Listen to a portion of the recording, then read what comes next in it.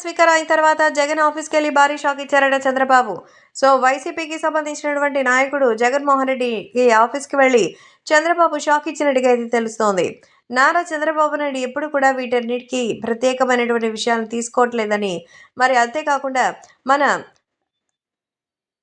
చంద్రబాబు నాయుడు అయితే జగన్మోహన్ రెడ్డి ఆఫీస్కి వెళ్ళి ఒకటే వార్నింగ్ అట.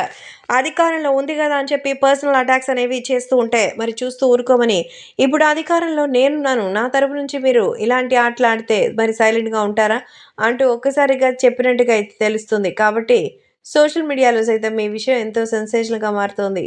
అలాగే అభిమానులు కూడా ఈ విషయంలో ఒక్కసారిగా ఆలోచించి నిర్ణయం తీసుకుని ముందుకెళ్లాలని అయితే చెప్తున్నారు.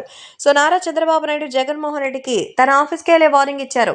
అధికారం చేతిలో ఉందని చెప్పి నోటికొచ్చినట్టు మాట్లాడావు, అధికార దుర్వినియోగం చేసి కొన్ని కోట్లు కూలబెట్టావు, అదే అధికారులను అడ్డం పెట్టుకుని మరి ఈ రకంగా తిరుమల శ్రీవారి దర్శనానికి సైతం ఇబ్బందులు పాలు చేశావు. కాబట్టి ఆ భగవంతుడు చూస్తే ఊరుకోడని, ఖచ్చితంగా అభివృద్ధి చెందేటువంటి రాష్ట్రాలు, దేశాలు ఎన్నో అద్భుతమైనటువంటివి ఉన్నాయంటూ చెప్తున్నారు. కాబట్టి సోషల్ మీడియాలో సైతం ఈ విషయం ఎంతగానో సంచలనంగా మారుతోంది. ఆ అభిమానులు సైతం ఎన్టీఆర్‌కి సంబంధించిన విషయంలో మరి జూనియర్ ఎన్టీఆర్‌ని అడగొచ్చు కదా అంటూ చెప్తున్నారట. కాబట్టే ఎన్టీఆర్‌ని అస్సలు అడగలేము అంటూ చెప్తున్నట్టుగా అయితే సమాచారం.